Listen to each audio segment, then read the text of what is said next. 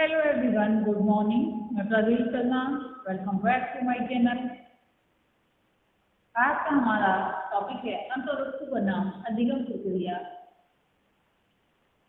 इसी के साथ में हम देखेंगे अंतर्वस्तु के चयन के मानदंड। सबसे पहले हम देखते हैं इंट्रोडक्शन। प्राय सभी जगह पाठ्यक्रम को पृथक पृथक विषयों के समूह के रूप में नियोजित किया जाता है।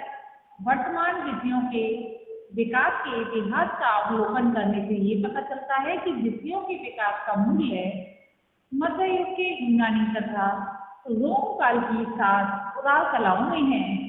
कुछ विषय पाठ्यक्रम में एक लंबे समय तक परंपरागत सम्मिलित किए जाते हैं, किंतु इसका कोई औचित्य समझ में नहीं आता है।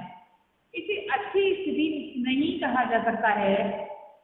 प्रत्येक अंतर्वस्तु के चयन के पीछे कोई ना कोई उद्देश्य अवश्य होना चाहिए, क्योंकि उद्देश्य विहीन नौका किसी भी रास्ते पर चली जा सकती है। जैसे कि किसी भी कार्य करने से पहले उसके उद्देश्य जब निर्धारित नहीं होते हैं तो उस कार्य का परिणाम उद्देश्यों के अनुसार नहीं होता, क्योंकि उद्देश्य अगर बाद में बनाए गए कार्य पहले कर लिया गया तो उसके अकॉर्डिंग हमें उसके जो कहीं उसका परिणाम प्राप्त नहीं होगा। जैसे कहा जा सकता है कि एक नौका में अगर पतवार नहीं है तब पानी में हिलोरे खाते हुए वह किसी भी रास्ते पर पहुंच जाएगी और गंतव्य के यानी कि जहां पर व्यक्ति को जाना है वहां पर नहीं जाएगी, हवा की दिशा पकड़ लेगी। तो इसी प्रकार से हमें ये समझना चाहिए कि पाठ्यक्रम का उद्देश्य निर्धारित कर लेना चाहिए। ऐसा ना हो कि कोई भी विषय चला आ रहा है परंपरागत और उसको छात्रों को पढ़ाया जा रहा है, अध्यापक भी अपना समय बर्बाद कर रहे हैं, तो ऐसा नहीं होना चाहिए। प्रत्येक अंतर्वस्तु के चयन के पीछे कोई ना कोई उद्देश्य अवश्य होना चाहिए तथा ये कार्य किसी मानदंड के आधार पर किया जाना चाहिए। पाठ्यक्रम में प्रारंभ में सम्मिलित किए जाते समय प्रत्येक अंतर्वस्तु अथवा प्रकरण का कोई ना कोई एक कारण अवश्य होता है, किंतु बाद में ये भुला दिया जाता है। उद्देश्यों की या कहीं उद्देश्यों को जाने बिना किसी विषय को पाठ्यक्रम में सम्मिलित किए जाने की यह परंपरा कुछ संकाय मनोविज्ञान तथा मानसिक अनुशासन में विश्वास और अधिगम स्थानांतरण के संबंध में भ्रांत धारणाओं के या धारणाओं के कारण है। निसंदेह कुछ विषयों में मस्तिष्क को प्रशिक्षित करने की अधिक शक्ति होती है। इन विषयों का ज्ञान चाहे किसी भी विधि से प्राप्त किया गया हो, वह एक रहस्यमय ढंग से शिक्षार्थियों के मस्तिष्क को इस प्रकार अनुशासित कर देता है कि वे तथ्यों एवं प्रक्रियाओं को भी सीख लेते हैं तथा उनका उपयोग भी कर सकते हैं। इस दृष्टिकोण के अनुसार शिक्षा का उद्देश्य पाठ्यवस्तु पर अधिकार प्राप्त करना ही होता है। इस दृष्टिकोण की इतनी बहुलता है कि शैक्षिक गिरावट की स्थितियों में जन सामान्य विशेषज्ञ एवं शिक्षक ही विषय वस्तु के ज्ञान को और अधिक विस्तृत तथा गहन करने की मांग करने लगते हैं, किंतु ऐसा करते समय भी अधिगम कार्य को या कहीं अधिगम कार्य की प्रक्रिया की भूमिका को अनदेखा कर देते हैं, जबकि ऐसा नहीं करना चाहिए। अधिगम को विशेष रूप से ध्यान रखना चाहिए। अनेक अध्ययनों एवं अनुभवों के निष्कर्ष से ये स्पष्ट हो चुका है कि विषय वस्तु पर अधिकार होने पर सभी व्यक्ति उस ज्ञान का वास्तविक परिस्थितियों में उपयोग नहीं कर पाते हैं, परंतु इसका यह तात्पर्य लगाना असंगत होगा कि प्रक्रिया विषय वस्तु के अधिक महत्वपूर्ण है। ऐसा मानने का अर्थ तो ये हो जाता है कि विषय की उपादेयता उसकी प्रकृति की अपेक्षा उन अधिगम अनुभवों पर अधिक निर्भर होगी जो उसके साथ संबद्ध किए जाते हैं। दूसरी तरफ ये निष्कर्ष भी दोषपूर्ण होगा कि सभी विषयों का समान महत्व है, क्योंकि यह तो स्पष्ट है कि कुछ विषयों के उपयोजन क्षेत्र दूसरों से अधिक व्यापक भी होते हैं।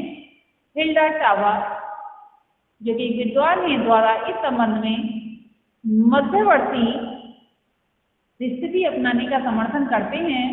ये अधिगम प्रक्रिया की भूमिका की उपेक्षा भी नहीं करते तथा यह भी मानते हैं कि विभिन्न विषयों की अधिगम कार्य में अपनी विशिष्ट भूमिका होती है। प्रत्येक विषय केवल विशिष्ट प्रकार की तथ्यात्मक जानकारी ही नहीं प्रस्तुत करता है, बल्कि उसके अध्ययन में एक विशिष्ट चिंतन की भी आवश्यकता होती है। उसकी अपनी विशेष तार्किक भाषा होती है, उसकी अपनी अमूर्त अवधारणाएं होती हैं तथा शिक्षार्थी के मस्तिष्क पर उसका अपना विशिष्ट प्रभाव भी होता है।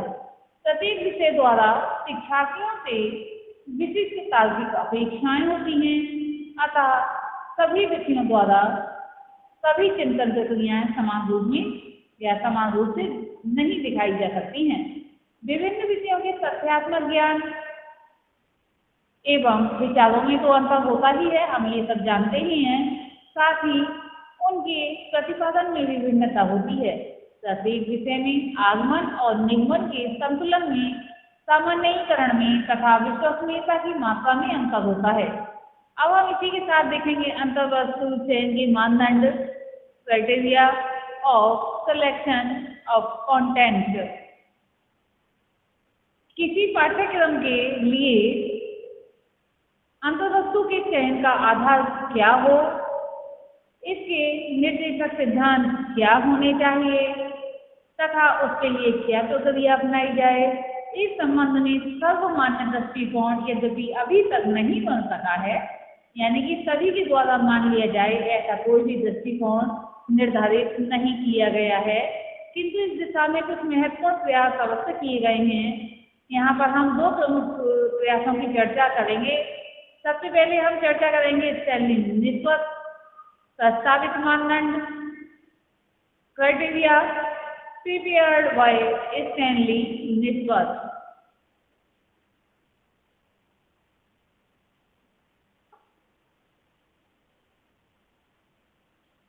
शैक्षिक उद्देश्यों का निर्धारण नाम अध्याय से निस्बत द्वारा उद्देश्यों के वर्गीकरण को प्रस्तुत किया गया है। इसमें दो वर्गों में 12 उद्देश्य निर्धारित किए गए हैं, जिसमें वह सभी पक्षों को समाया हुआ मानते हैं। निस्बत का सुझाव है कि किसी विषय वस्तु या पाठ्य सहगामी क्रिया को किसी स्तर के पाठ्यक्रम में सम्मिलित करने या न करने का निर्णय लेने के लिए उसका इन 12 उद्देश्यों की दृष्टि से परीक्षण कर लेना चाहिए। सुविधा की दृष्टि से निस्बत ने एक तालिका यानी कि टेबल भी तैयार की है। इस तालिका की सहायता से देखा जा सकता है कि कोई विषय वस्तु किसी स्तर विशेष के पाठ्यक्रम में समाविष्ट करने की दृष्टि से उपयुक्त है या नहीं, अर्थात ठीक है या नहीं, सही है या नहीं। निस्बत द्वारा निर्धारित उद्देश्य तथा तालिका में उनके लिए कुछ संकेत भी दिए गए हैं जो हम देखेंगे। यहाँ पर हम देख रहे हैं स्टैनली निस्बत द्वारा प्रस्तावित तालिका का प्रारूप। इसमें सबसे पहले लिखा हुआ है उद्देश्य या विषय वस्तु 1 2 3 4 5 6 7 8 9 10 11 12 ये कॉलम्स बने हुए हैं। तो इसमें सबसे पहला है कौशल, यहाँ हम देख रहे हैं कौशल। दूसरा देख रहे हैं संस्कृति। तीसरे पॉइंट में हम देख रहे हैं गृह सदस्यता। फोर्थ कॉलम में देख रहे हैं व्यवसाय। फिफ्थ कॉलम में देख रहे हैं अवकाश। सिक्स्थ कॉलम में देख रहे हैं सक्रिय नागरिकता। अब दूसरा कॉलम स्टार्ट हो जाता है, इसमें व्यक्तिगत विकास। पहले पर्यावरण समाज संबंधी ये दिए गए थे। 7वें नंबर पर देखेंगे शारीरिक शिक्षा, शारीरिक विकास। 8 नंबर पर देखेंगे या 8th कॉलम में देखेंगे सौंदर्य बोधात्मक विकास। और नेक्स्ट यानी कि 9th कॉलम में देखेंगे सामाजिक विकास। और 10th कॉलम में देखेंगे आध्यात्मिक विकास, बौद्धिक विकास। और 12th कॉलम में हम देखेंगे नैतिक विकास। यहाँ संक्षेप में इसलिए लिखा गया है क्योंकि विस्तार से लिखने में यहाँ पर असुविधा महसूस होती है, इसलिए शॉर्ट में लिख दिया गया है और समझने के लिए अलग से डिटेल रहती है। इसी के साथ हम देखेंगे यहाँ पर पार्ट 2 जिसमें वही बताया गया है और कॉलम्स बनाए गए हैं। पाठ्य सहगामी क्रियाएं या प्रवृत्तियाँ, इसमें 1 2 3 4 5 ये कॉलम्स बनाए गए हैं। इसमें कौन कौन सी पाठ्यक्रम सहगामी या पाठ्य सहगामी क्रियाएं होंगी इसके बारे में जो उद्देश्य देखे जाएंगे या परखे जाएंगे। निस्बत में अपनी पुस्तक कैंपस इन करिकुलम में विभिन्न विषयों तथा पाठ्य सहगामी क्रियाओं के बारे में एक तालिका तैयार की। इसमें प्रत्येक विषय एवं पाठ्य सहगामी क्रिया के सामने इन सभी जो बताए गए थे बारह उद्देश्यों के लिए उपयोगिता की दृष्टि से चिन्ह लगाए। पूर्ण उपयोगिता होने पर विषय के सामने तथा संबंधित उद्देश्य के नीचे मोटा गुणा जैसा चिन्ह तथा सीमित रूप से उपयोगी होने पर हल्का गुणा का चिन्ह लगाया गया है। उपयोगी होने पर स्थान को रिक्त छोड़ दिया गया है, यानी कि खाली छोड़ दिया गया है।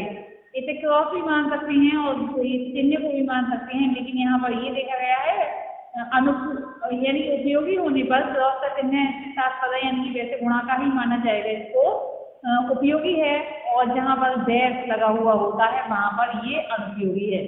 निष्पक्ष के अनुसार ये तालिका किसी पाठ्यक्रम का मूल्यांकन करने अथवा किसी विषय को पाठ्यक्रम में सम्मिलित करने या न करने का निर्णय लेने के लिए मानदंड के रूप में प्रयुक्त की जा सकती है, परंतु वह मानते हैं कि संबंधित व्यक्तियों द्वारा अपने दृष्टिकोण से तथा अपनी आवश्यकता अनुसार स्वयं अपनी तालिका तैयार करनी चाहिए।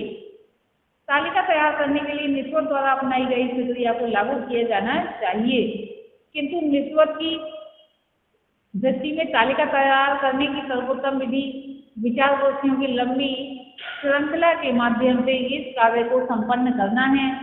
ये विचार गोष्ठियाँ शिक्षा निर्देशकों द्वारा आयोजित की जाएं तथा संबंधित विद्यालयों के प्रधानाध्यापक एवं अध्यापक इसमें भाग लें।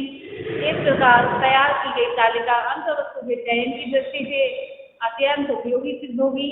इसके द्वारा पाठ्यक्रम में सम्मिलित अंतर्वस्तु की उपयोगिता एवं सीमाओं का ज्ञान हो सकेगा, यानी कि लिमिटेशन का ज्ञान हो सकेगा। उपयोगिता एवं सीमाओं के ज्ञान के आधार पर इसमें संशोधन किया जा सकेगा तथा नवीन अंतर्वस्तु को सम्मिलित करने के बारे में उचित निर्णय लिया जा सकेगा। अब हम लास्ट में देखेंगे निष्पक्ष द्वारा प्रस्तावित मानदंड।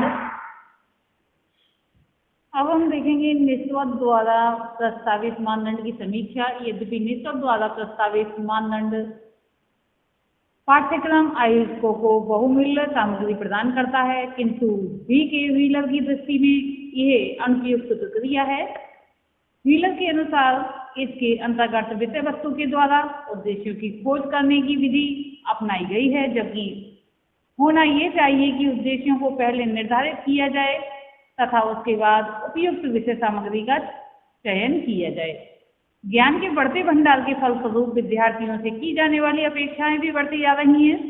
विषय विशेषज्ञ अपने विषयों में छात्रों से अधिक विशिष्ट ज्ञान प्राप्त करने की अपेक्षा कर रहे हैं, किंतु एक वर्ग इस विचारधारा का भी है कि जो छात्रों को केवल व्यवहारिक दृष्टि से आवश्यक न्यूनतम सूचनाएं, ज्ञान तथा कौशल सिखाए जाने के पक्ष में है।